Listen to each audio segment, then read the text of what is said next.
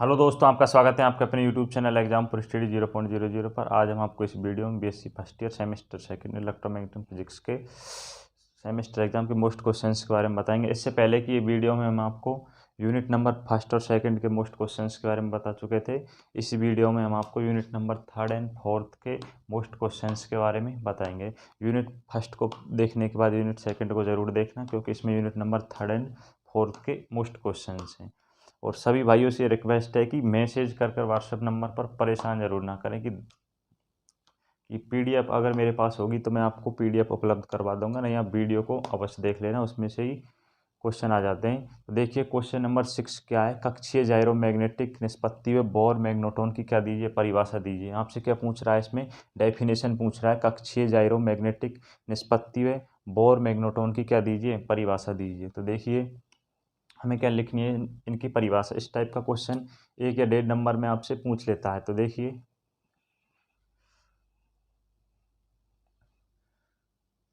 Answer देखिए इसका।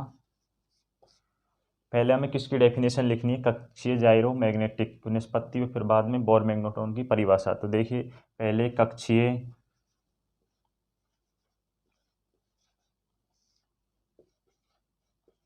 जाइरो magnetic निष्पत्ति क्या होता है।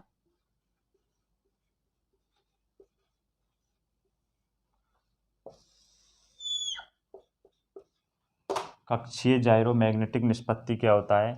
देखिए इलेक्ट्रॉन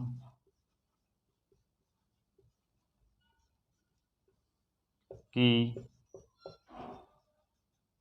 कक्षीय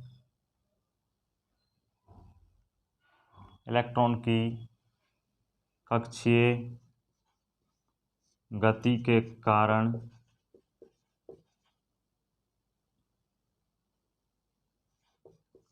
उसके चुंबकीय द्विध्रुव आघूर्ण तथा कक्षीय कोणीय संवेग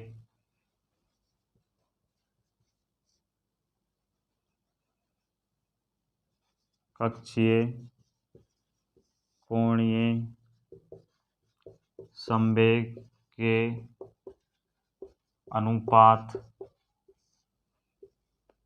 को क्या कहते हैं, कक्षीय जाइरोमैग्नेटिक निष्पत्ति क्या कहते हैं। इलेक्ट्रॉन की कक्षीय गति के कारण उसके चुंबकीय द्विध्रुव आघूर्ण तथा कक्षीय कोणीय संवेग के अनुपात को क्या कहते हैं, कक्षीय जाइरोमैग्नेटिक निष्पत्ति। अनुपात को कक्षीय जाइरोमैग्नेटिक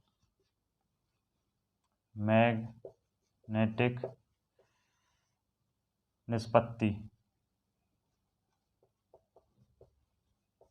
कहते हैं। क्या क्या आप कहते हैं, इलेक्ट्रॉन की कक्षीय गति के कारण उसके चुंबकीय द्विध्रुव आघूर्ण तथा कक्षीय कोणीय संवेग के अनुपात को कक्षीय जाइरोमैग्नेटिक निष्पत्ति कहते हैं। इसका सूत्र देखिए, UL/T बराबर क्या होता है,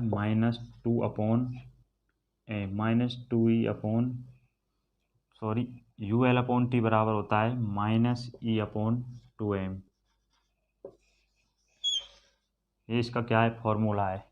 ये किसकी डेफिनेशन हुई, कक्षीय जाइरोमैग्नेटिक निष्पत्ति। अब देखिए बोर मैग्नेट्रॉन किसे कहते हैं। बोर मैग्नेट्रॉन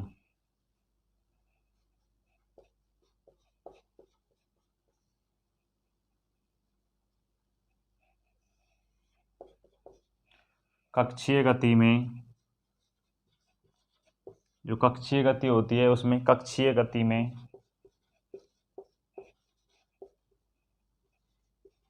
इलेक्ट्रॉन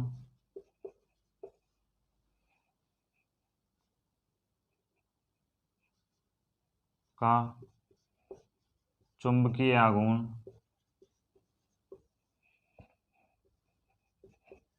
क्या होता है, क्वांटीकृत होता है। इलेक्ट्रॉन की जो कक्षीय गति होती है, कक्षीय गति में इलेक्ट्रॉन का जो चुंबकीय आघूर्ण होता है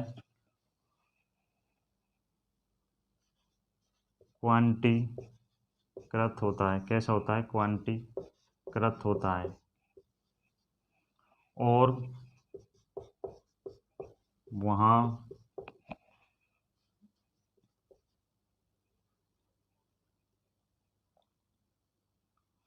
EH/4πm का क्या होता है, पूर्ण गुणज होता है। क्या होता है, पूर्ण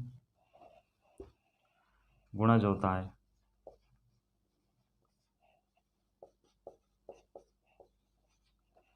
कक्षीय गति में इलेक्ट्रॉन का चुंबकीय आघूर्ण क्वांटीकृत होता है और वहाँ EH/4πm का पूर्ण गुणज होता है। EH/4πm को क्या कहते हैं, को बोर मैग्नेटॉन कहते हैं। क्या कहते हैं, बोर मैग्नेटॉन कहते हैं। देखिए इसका स्क्रीनशॉट ले लीजिए भाई इसमें, और देखिए बोर मैग्नेटॉन में इसका सूत्र किस प्रकार ड्राइव करते हैं।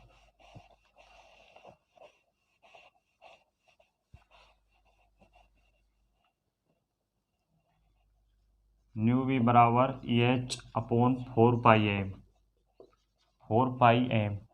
देखिए इलेक्ट्रॉन का आवेश कितना होता है, 1.6 इंटू 10⁻⁻19 और H का मान आप सभी जानते हैं 6.62 इंटू 10⁻⁻34 अपॉन 4 इंटू पाई का मान हो जाएगा 3.14। M का इलेक्ट्रॉन का द्रव्यमान 9.1 इंटू 10⁻31।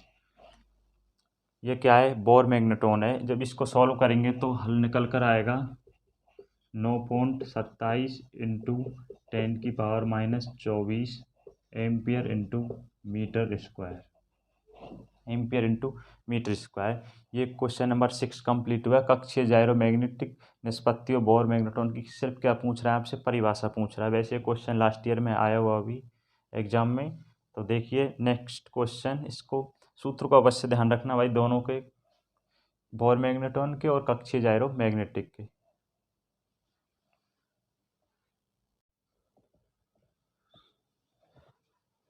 क्वेश्चन नंबर 7 देखिए, निम्न को परिभाषित कीजिए। क्या करना है, निम्न को हमें परिभाषित करना है। चुंबकीय पारगम्यता फर्स्ट है और सेकंड बंद धाराएं बाउंड करंट्स और थर्ड है क्यूरी नियम्स।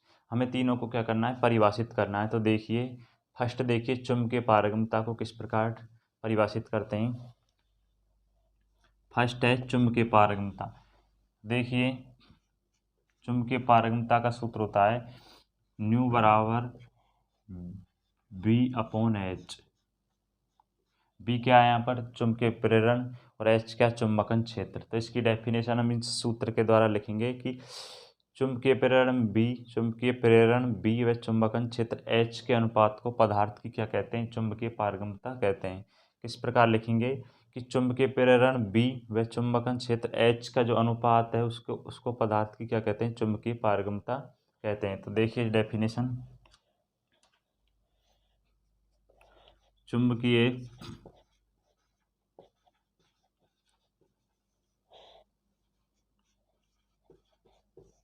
प्रेरण बी व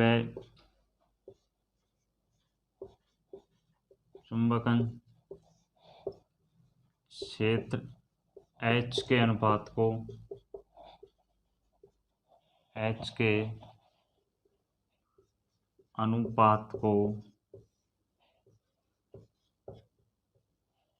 पदार्थ की क्या कहते हैं, पदार्थ की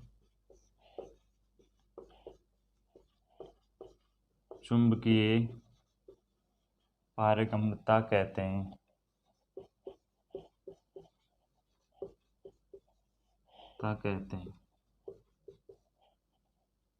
ये इसका सूत्र है, इसको अवश्य ध्यान रखना, इससे डेफिनेशन निकल आएगी। न्यू बराबर B/H। चुंबकीय प्रेरण बी व चुंबकन क्षेत्र एच के अनुपात को क्या कहते हैं, पदार्थ की चुंबकीय पारगम्यता कहते हैं। ये भी फर्स्ट डेफिनेशन। सेकंड देखिए बंद धाराएं क्या होती हैं। सेकंड डेफिनेशन क्या है, बंद धाराएं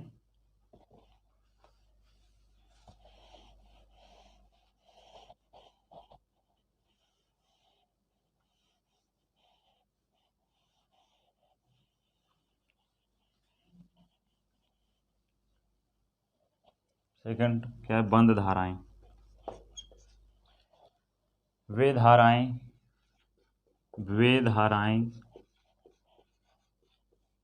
जो परमाणु में इलेक्ट्रॉनों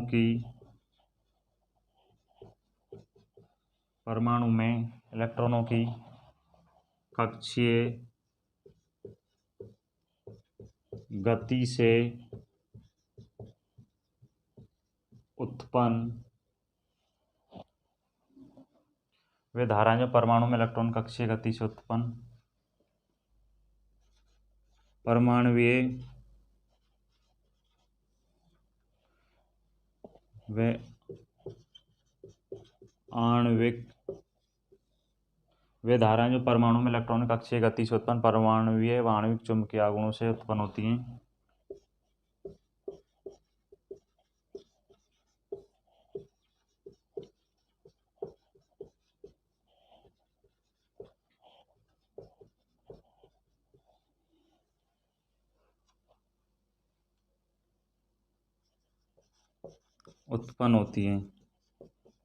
ये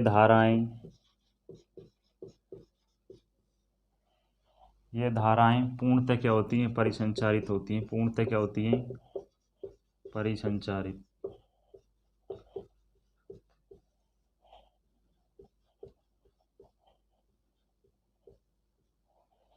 ये धारा क्या होती है? पूर्णतः परिसंचारित होती हैं।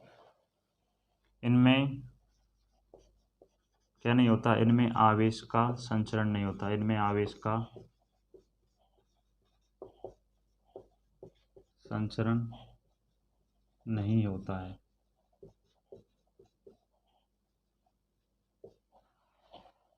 वे धाराएं जो परमाणु में इलेक्ट्रॉनों की कक्षीय गति से उत्पन्न परमाणुवीय आणविक चुंबकीय आघूर्णों से उत्पन्न होती हैं, बंद धाराएं कहलाती हैं। ये धाराएं पूर्णतः परिसंचारित नहीं होती हैं, पूर्णतः परिसंचारित होती हैं। वे इनमें आवेश का क्या नहीं होता? संचरण नहीं होता। जेम सूत्र है जेम बराबर डेल्टा क्रॉस एम।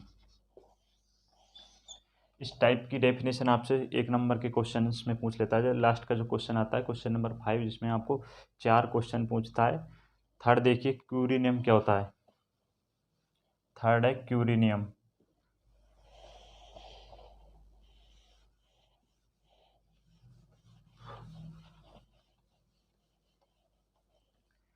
क्यूरी नियम को देखिए क्या होता है। अनुचुंबकीय पदार्थ होता है ना, जो अनुचुंबकीय पदार्थ की डेफिनेशन देखिए। अनुचुंबकीय थर्ड की है अनुचुंबकीय पदार्थ की चुंबकीय प्रवृत्ति की अनुचुंबकीय पदार्थ की चुंबकीय प्रवृत्ति की ताप पर निर्भरता को क्यूरी नियम द्वारा व्यक्त किया जाता है। द्वारा क्या किया जाता है? व्यक्त किया जाता है। चुंबकीय पदार्थ की चुंबकीय प्रवृत्ति की ताप पर निर्भरता को किसके द्वारा व्यक्त किया जाता है? क्यूरी नियम के द्वारा व्यक्त किया जाता है। इसका नियम काई समानुपाती 1/T होता है।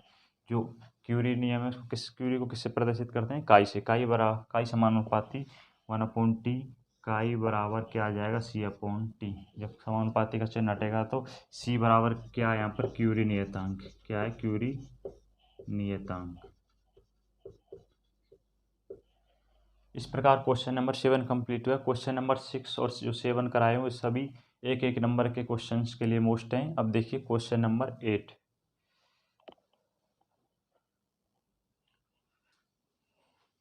क्वेश्चन नंबर 8 देखिए, BHMX तथा U का आपस में क्या कीजिए? संबंध सत्यापित कीजिए। हमें इन पांचों में क्या करना है? संबंध सत्यापित करना है। तो इसको संबंध सत्यापित करने से पहले हमें इसकी थ्योरी लिखनी होगी, फिर इसका संबंध सत्यापित करेंगे। मैं इसकी थ्योरी आपको डायरेक्ट बोल रहा हूँ क्योंकि थोड़ी ज़्यादा हो जाएगी, इससे टाइम ज़्यादा लग जाएगा। आप इसको याद कर लेना या लिख लेना। मैं इसका आपको क्या करवा दूंगा, डायरेक्ट संबंध सत्यापित करवा दूंगा। तो इसकी थ्योरी हमें किस प्रकार लिखनी है, देखिए। यदि किसी परिनालिका में धारा प्रवाहित कर दी जाए, क्या कर दी जाए, धारा प्रवाहित कर दी जाए, परिनालिका के अंदर उत्पन्न चुंबकीय क्षेत्र परिनालिका में प्रवाहित धारा के क्या होता है, समानुपाती होता है। क्या होता है, समानुपाती होता है। दोबारा से सुनिए, यदि किसी परिनालिका में धारा प्रवाहित कर दी जाए तो परिनालिका में उत्पन्न चुंबकीय क्षेत्र परिनालिका में प्रवाहित धारा के क्या होता है, समानुपाती होता है, समानुपाती होता है। यदि परिनालिका के अंदर किसी चुंबकीय पदार्थ की क्या रख दी जाए, परिनालिका के अंदर किसी चुंबकीय पदार्थ की क्या रख दी जाए, छड़ रख दी जाए, तो उसके अणुओं या परमाणुओं के चुंबकीय आघूर्णों से पदार्थ का क्या हो जाएगा, संरेखन हो जाएगा, संरेखन हो जाएगा। और परिनालिका में उत्पन्न चुंबकीय क्षेत्र बी, परिनालिका में उत्पन्न चुंबकीय क्षेत्र, परिनालिका में उत्पन्न चुंबकीय क्षेत्र बी, परिनालिका में प्रवाहित धारा के कारण उत्पन्न चुंबकीय प्रेरण बी नोट व बंद धाराओं के कारण उत्पन्न चुंबकीय प्रेरण बी एन के योग के तुल्य होता है। ये इसकी आपको क्या लिखनी है, थ्योरी लिखनी है। दोबारा से और रिपीट कर देता हूँ। यदि किसी परिनालिका में क्या कर दी जाए, धारा प्रवाहित कर दी जाए, तो परिनालिका में उत्पन्न चुंबकीय क्षेत्र परिनालिका में प्रवाहित धारा के क्या होता है, समानुपाती होता है। यदि परिनालिका के अंदर किसी चुंबकीय पदार्थ की छड़ रख दी जाए तो उसके अणुओं या परमाणुओं के चुंबकीय आघूर्णों से पदार्थ का क्या हो जाएगा, संरेखन हो जाएगा। क्या हो जाएगा, संरेखन हो जाएगा। परिनालिका में उत्पन्न चुंबकीय क्षेत्र बी परिनालिका में प्रवाहित धारा के कारण उत्पन्न चुंबकीय प्रेरण बी नोट तथा बंद धाराओं के कारण उत्पन्न चुंबकीय प्रेरण बी एन के योग के क्या होता है, तुल्य होता है। तो देखिए, इस चैप्टर यूनिट नंबर 3 के टॉपिक से ही यूनिट नंबर 3 के क्वेश्चंस करा रहे हैं हम। एक क्वेश्चन और कराएंगे। जो आपने यूनिट नंबर 3 में छोटी छोटी डेफिनेशन पढ़ी होंगी, चुंबकीय पारगम्यता, चुंबकन क्षेत्र और चुंबकीय प्रवृत्ति, उनमें से सूत्र उठाएंगे। तो बी नोट बराबर होता है, आप सभी जानते होंगे कि बी नोट बराबर होता है यू नोट एच। तो बी नोट बराबर लिख देंगे mu naught H. B N बराबर होता है यू नोट एम, तो यहाँ लिख देंगे यू नोट एम। इन दोनों में से क्या कॉमन दिख रहा है, बी बराबर यू नोट, क्या कॉमन आ जाएगा, mu naught, H plus M रह जाएगा, एच प्लस एम। अब इसमें से यदि क्या कॉमन ले लिया जाए, एच भी कॉमन ले लिया जाए। एच क्या है, चुंबकन क्षेत्र, एच क्या है, चुंबकन क्षेत्र। बी बराबर mu naught H upon 1 plus M upon H. अब एच का इधर की साइड डिवाइड कर दिया जाए, किसमें, चुंबकीय प्रेरण में। बी अपॉन एच बराबर mu naught 1 plus M upon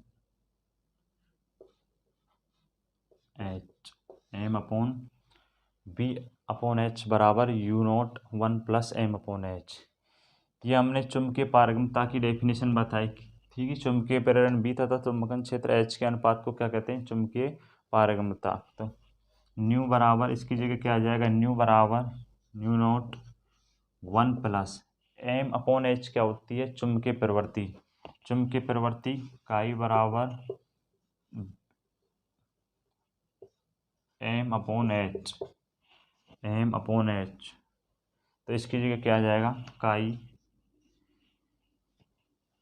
you upon you not, other इसका डिवाइड कर दिया जाए इधर की साइड, तो 1 plus chi you upon you not को क्या लिख सकते हैं, न्यू आर बराबर 1 प्लस काई। ये इसमें क्या है, संबंध सत्यापित हो जाएगा, किसमें, बी एच एम एक्स तथा न्यू का आपस में क्या हो जाएगा, संबंध स्थापित हो जाएगा। काफ़ी अच्छा क्वेश्चन है ये भी, क्वेश्चन नंबर 8 इस प्रकार कंप्लीट हुआ। इसकी थ्योरी बस लिखना भाई साहब, डायरेक्ट इस संबंध को सत्यापित मत कर देना, थ्योरी लिखना, जब भी आपको पूरे नंबर मिलेंगे अगर ये क्वेश्चन आए तो। नेक्स्ट क्वेश्चन देखिए,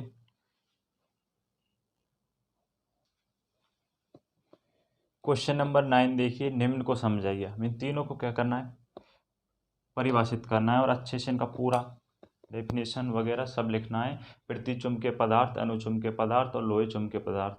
तो काफ़ी लेंथ है, इनको आप बुक से या जहाँ जो भी आपके पास नोट्स हो उनसे ज़रूर देख लेना, क्योंकि ये यूनिट नंबर 3 के जो क्वेश्चन नंबर 6 से लेकर 9 तक जो क्वेश्चंस कराएं वो सभी मोस्ट हैं। इनमें से आपको एग्जाम में अवश्य क्वेश्चन मिल जाएगा, विश्वास रखिए। क्वेश्चन नंबर 9 में आपसे 3 चीज़ें पूछ रहा है कि प्रतिचुम्बकीय पदार्थ और अनुचुम्बकीय पदार्थ और लोहचुम्बकीय पदार्थ को विस्तार से समझाइए। इन तीनों में से आपसे कोई भी एक पूछ सकता है, इसलिए हम इनको आप बुक से अवश्य देख लेना। इसमें समझाने लायक तो कुछ है नहीं, सिर्फ थोड़ी आपको याद करनी है। इनको आप बुक से जो भी आपके पास नोट्स हों उनसे देख लेना। अब हम आपको यूनिट नंबर 4 के क्वेश्चंस कराएंगे और सभी भाइयों से रिक्वेस्ट ये है कि चैनल को ज़रूर सब्सक्राइब कर दिया करें आप, और वीडियो को कंप्लीट पूरा देखा करें। फर्स्ट वीडियो को देखने के बाद वीडियो सेकंड को भी ज़रूर देखें, क्योंकि इस बार तो फर्स्ट वीडियो में unit number first and second के ही क्वेश्चन है, और वीडियो सेकंड में unit number 3rd and 4th के क्वेश्चन मिलेंगे आपको। तो एक भाई कॉल करके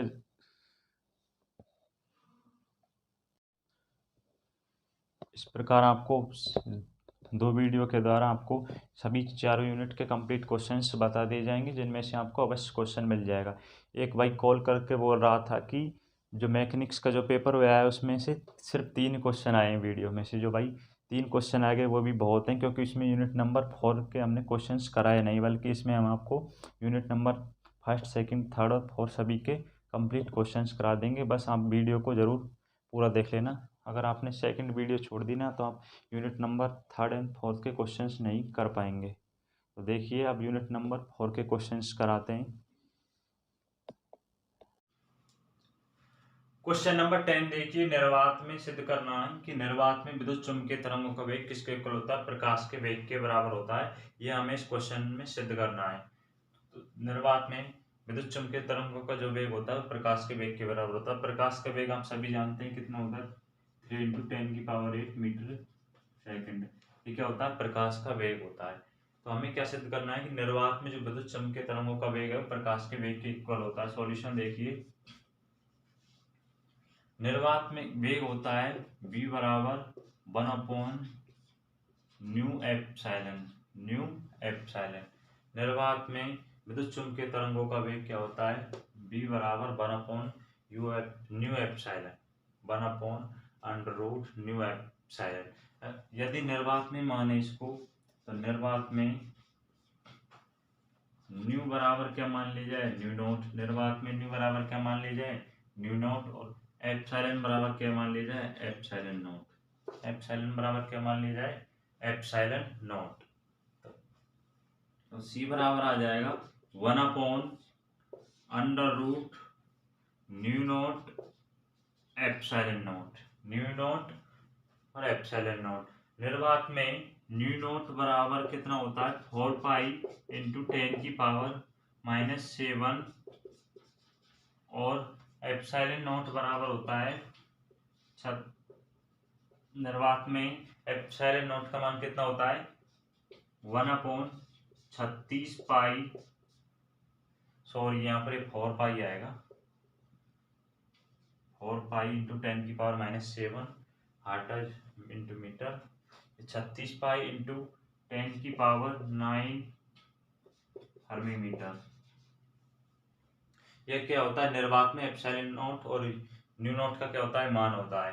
अब यदि मानों को c बराबर 1/√न्यू नॉट एप्सिलॉन नॉट इस समीकरण में रख दिया जाए, तो निर्वात में विद्युत चुम्बकीय तरंगों का वेग प्रकाश के वेग के इक्वल होता है। इससे सिद्ध हो जाएगा कि इससे प्रकाश का वेग निकल कर आ जाएगा। तो देखिए, c बराबर 1/√4π × 10⁻⁻7 × 1/36π × 10⁹ इसको सॉल्व करेंगे तो आप डायरेक्ट कर देना 3 × 10⁸ मीटर सेकेंड।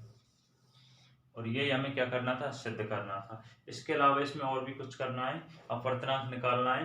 बस जब ये पूरा सॉल्व होगा कि निर्वात में विद्युत चुम्बकीय तरंगों का वेग प्रकाश के वेग के इक्वल होता है। इसका स्क्रीनशॉट ले लीजिए भैया। नेक्स्ट देखिए, इसी में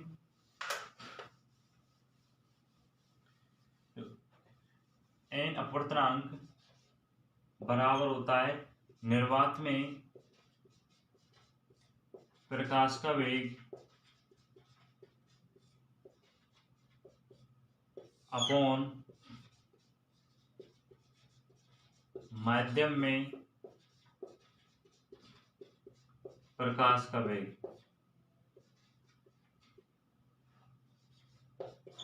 निर्वात में प्रकाश का वेग कितना होता है?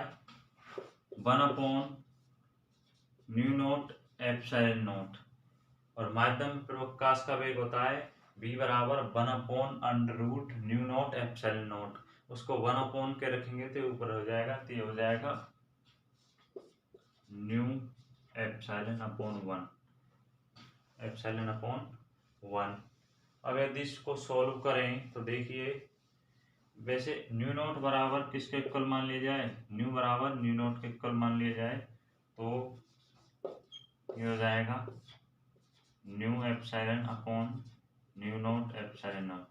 ये क्या हो जाएगा? कैंसिल। यदि ये इसके क्या है? इक्वल है तो बराबर ε/ε0 ये किसके इक्वल होता है? 12th क्लास में पढ़ा होगा आपने कि ε/ε0 बराबर होता है εr के। तो n बराबर √ε/r क्या है? अपवर्तनांक बराबर कितना आ जाएगा? √ε/r। इस प्रकार क्वेश्चन नंबर 10 सॉल्व हो जाएगा। विद्युत चुंबकीय तरंगों का जो गुण है उनका फर्स्ट गुण है ये, और 2 गुण और है उनको आप देख लेना। मुझको तो ये गुण अच्छा लगा, मोस्ट लगा।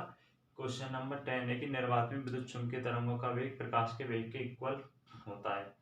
इसमें आपको कुछ नहीं करना, नॉर्मल है, सिर्फ सूत्रों को ही बेस पर हो जाएगा सॉल्व। तो नेक्स्ट क्वेश्चन देखिए,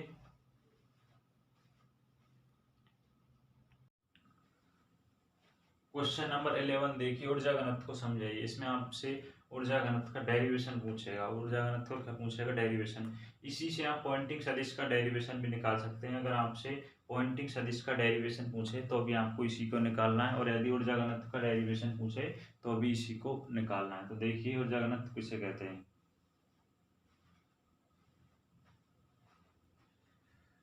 ऊर्जा घनत्व को समझने से पहले आप मैक्सवेल्स के समीकरणों को देखिए।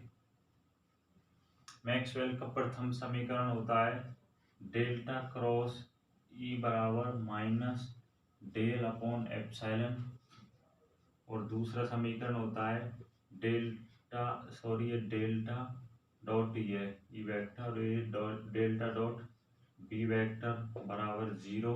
थर्ड है डेल्टा क्रॉस ई बराबर minus del B vector upon del T.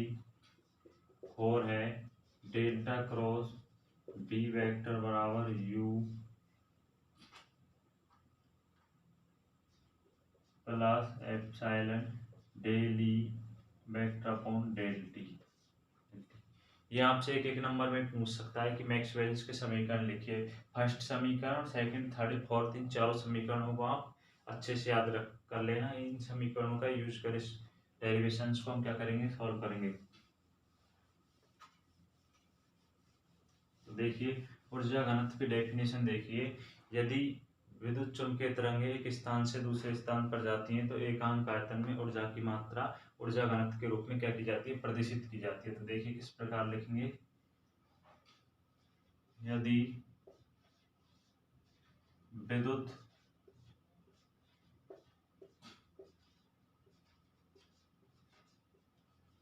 चुंबकीय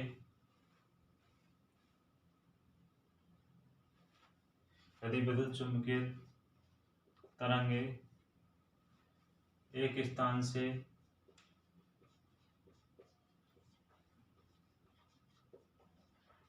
दूसरे स्थान तक जाती हैं,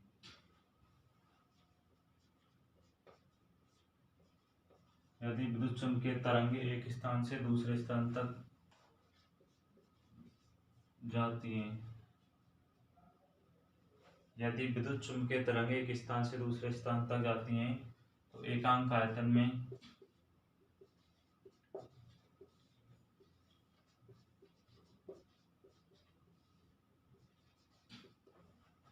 ऊर्जा की मात्रा ऊर्जा घनत्व के रूप में प्रदर्शित की जाती है। ऊर्जा की मात्रा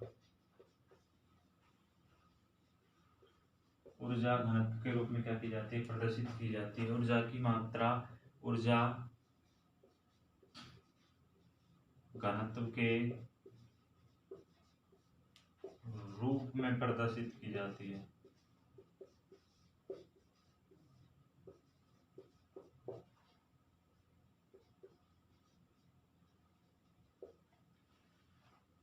यदि विद्युत चुम्बकीय तरंग एक स्थान से दूसरे स्थान तक जाती हैं तो एकांक आयतन में ऊर्जा की मात्रा ऊर्जा घनत्व के रूप में प्रदर्शित की जाती है। जो ये ऊर्जा घनत्व की डेफिनेशन हुई। इस क्वेश्चन में विशेष ध्यान रखना कि आप इससे आप 2 क्वेश्चन सोल्व कर दोगे। यदि आपसे पूछे कि ऊर्जा घनत्व को समझाइए, ऊर्जा घनत्व को समझाइए, पॉइंटिंग सदिश को समझाइए, दोनों को डेरिवेशन आप एक ही डेरिवेशन कर दोगे। यही सेम डेरिवेशन है दोनों का, ऊर्जा घनत्व का डेरिवेशन या पॉइंटिंग सदिश का निकालना। देखिए किस प्रकार निकालेंगे वो देखिए, थोड़ा लेंथ की जरूरत है लेकिन आसान है, अच्छे से समझना भैया। मैक्सवेल का जो थर्ड समीकरण उससे देखिए आपको फर्स्ट लाइन निकली है कि मैक्सवेल के तृतीय समीकरण से डेल्टा क्रॉस ई वेक्टर बराबर होता है minus del B vector upon del T. First में आपको क्या लिखना है कि डेफिनेशन लिखनी है, फिर लिखना है कि मैक्सवेल के तृतीय समीकरण से डेल्टा क्रॉस ई वेक्टर बराबर होता है minus del B vector upon del T, minus del B upon del T. तो यदि दोनों तरफ क्या कर, दोनों तरफ बी वेक्टर से, किससे, बी वेक्टर से अदिश गुणा कर दिया जाए, बी वेक्टर से अदिश गुणा करने पर, यदि दोनों तरफ इस समीकरण में बी वेक्टर से क्या कर दिया जाए, अदिश गुणा कर दिया जाए, तो देखिए b vector dot delta cross ई वेक्टर बराबर minus b vector dot del B vector upon del t. Del b इसको हम इस प्रकार भी लिख सकते हैं, b vector dot delta cross ई वेक्टर बराबर minus 1/2 delta b square upon del T square. क्योंकि इसका जब हम क्या करेंगे, अवकलन करेंगे तो यही आएगा -1/2 del B square upon del T square. इसको समीकरण नंबर 1 मान लिया जाए। क्या मान लिया जाए, समीकरण नंबर 1 मान लिया जाए। ये मत सोचना कि ये कहाँ से आया, हम इसका क्या करेंगे, अवकलन करेंगे। जब इसको गुणा कर देंगे तो ये हो जाएगा del B square upon del T. तो इसको क्या कर दिया जाएगा, इसका अवकलन करेंगे तो ये निकल कर आएगा -1/2 del B square upon del T square. अब देखिए मैक्सवेल के, अब लाइन लिखनी है कि आपको मैक्सवेल के चतुर्थ समीकरण से। तो मैक्सवेल का चतुर्थ समीकरण होता है डेल्टा क्रॉस बी वेक्टर बराबर mu j plus epsilon del ई vector upon del t, del e del d vector upon d t, del t. अब यदि इसमें भी दोनों तरफ ई वेक्टर से क्या कर दिया जाए, अदिश गुणा कर दिया जाए, दोनों तरफ ई वेक्टर से क्या करने पर, ई वेक्टर से अदिश गुणा करने पर, ई वेक्टर से अदिश गुणा, ई वेक्टर से अदिश गुणा करने पर देखिए E vector dot delta cross B vector बराबर, दिख तो रहा है ना भाई, यहाँ तक देख लेता हूँ, दिख रहा है, E dot delta cross B vector बराबर न्यू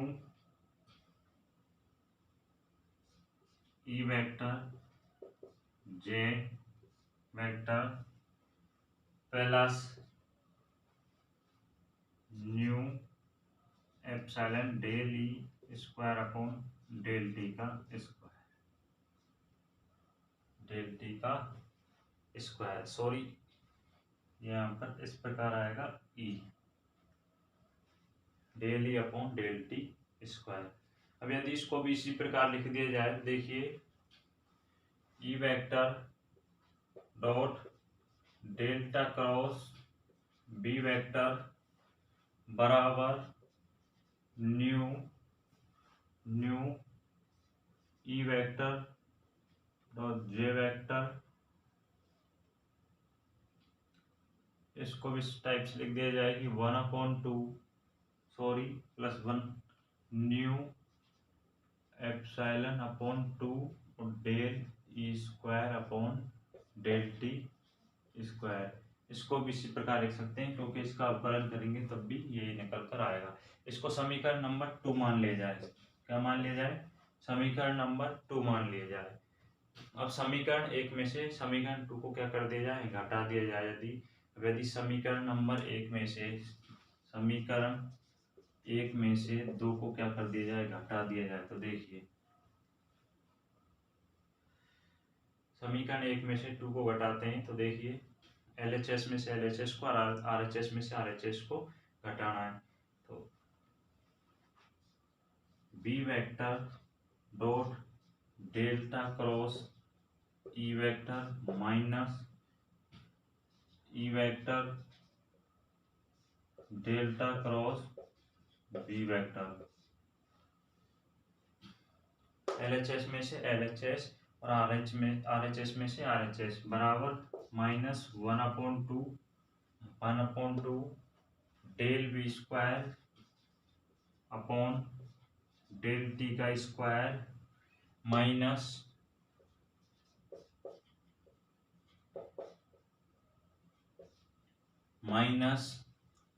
यहाँ पर है वो minus upon 2 del E square upon del T का स्क्वायर। समीकरण 1 में से 2 को क्या करना है? घटाना है। LHS में से LHS और RHS में से RHS को स्क्रीनशॉट ले लीजिए भैया। मैं इसको मिटा रहा हूँ। अब देखिए आगे किस प्रकार से करना है। वैसे इसमें है नहीं कुछ भी। फर्स्ट में आपको क्या करना है? जो मैक्सवेल का तृतीय समीकरण है उसको लेना है और उसमें दोनों तरफ बी वेक्टर से क्या कर देना है? अदिश गुणा कर देना है। इसी प्रकार मैक्सवेल के चतुर्थ समीकरण में से ई वेक्टर का अदिश गुणा कर देना है। इस प्रकार हमें समीकरण 1 और समीकरण 2 प्राप्त हो जाएंगे। फिर समीकरण 1 में से समीकरण 2 को क्या कर देना है? घटा देना है। तो देखिए इसको हम किस प्रकार लिख सकते हैं? ये एक सूत्र होता है, पहले भी फर्स्ट सेमेस्टर में आपको बताया होगा कि B vector dot delta cross E कॉम minus E vector dot delta cross B कॉम किस प्रकार लिख सकते हैं कि delta dot E vector cross D vector. ये आपको ध्यान रखना पड़ेगा कि हम इसको इस प्रकार लिख सकते हैं। एक प्रकार का क्या है? फॉर्मूला है। बराबर minus you E vector dot J cap नहीं वेक्टर। इसको मैं फर्स्ट में लिख रहा हूँ क्योंकि इसमें से क्या कॉमन आ रहा है? -1/2 क्या आ रहा है? कॉमन आ रहा है, इसलिए इसमें से -1/2 कॉमन ले लिया जाए। दोनों में से -1/2 डेल अपॉन डेल टी क्या ले ली जाए? कॉमन ले लिया जाए। तो देखिए ये कॉमन आ जाएगा तो क्या बचेगा? बी स्क्वायर क्या बचेगा?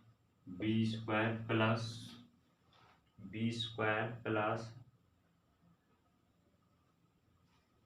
New epsilon E square. ये क्या बच जाएगा इसमें? अंदर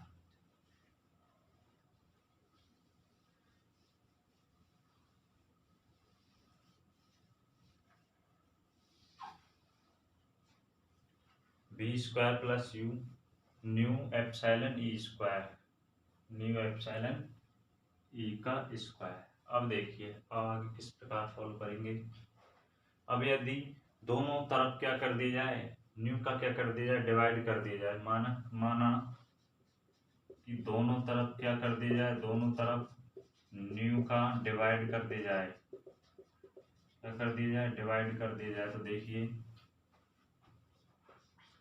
delta dot E vector cross B vector upon mu बराबर इसमें डिवाइड करेंगे तो ये रह जाएगा, कैंसिल हो जाएगा।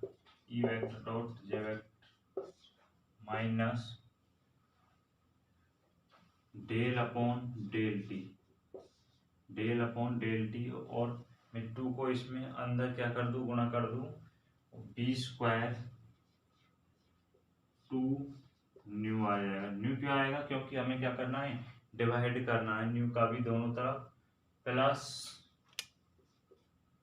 एप्सिलॉन ई स्क्वायर अपॉन क्या आ जाएगा 2, क्योंकि न्यू से न्यू क्या हो जाएगा कैंसिल हो जाएगा, 2 अंदर क्या हो जाएगा गुणा हो जाएगा।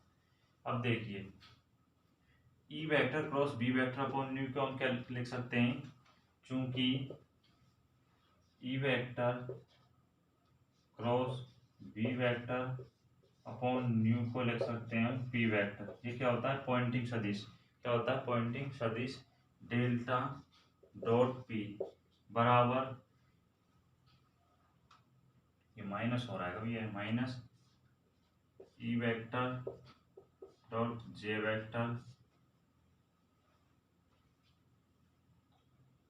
इसमें देखिए अब इसको हम किस प्रकार लिख सकते हैं, चूंकि B square upon 2 mu plus epsilon E square upon 2 बराबर किसके इक्वल होता है न्यू, ऊर्जा घनत्व के, ऊर्जा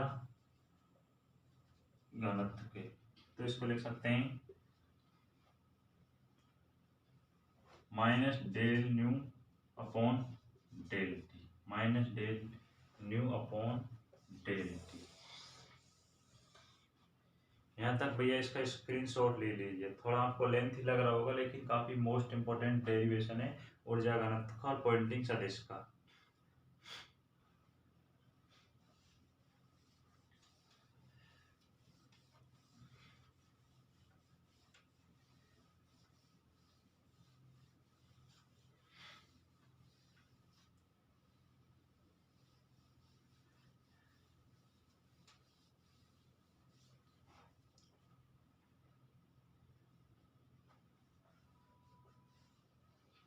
अरे पूरा कंप्लीट मिटा दिया।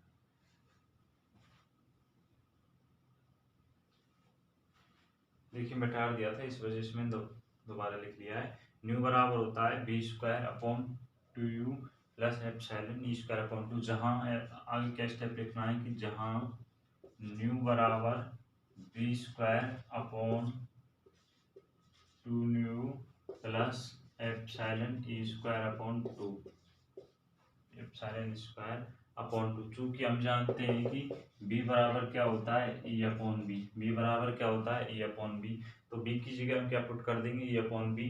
तो न्यू बराबर आ जाएगा E square upon 2 u B square plus epsilon E square upon 2, epsilon E square upon 2।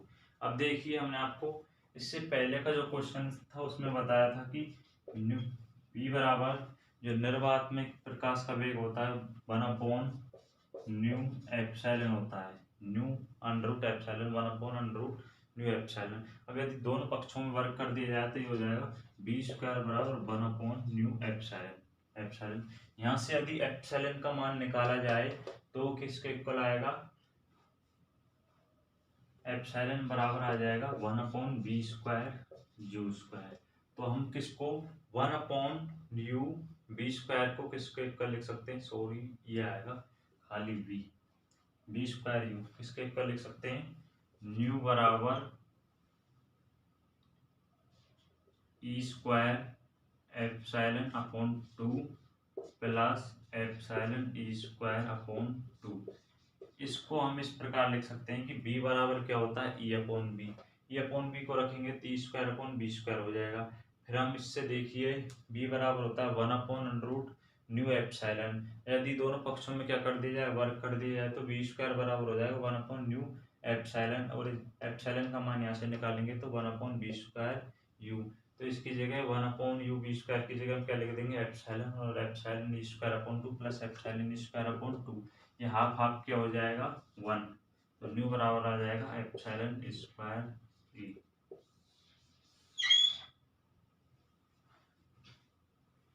ई बराबर देखिए ई बराबर क्या होता है E naught sine omega T minus K vector dot R vector, R vector.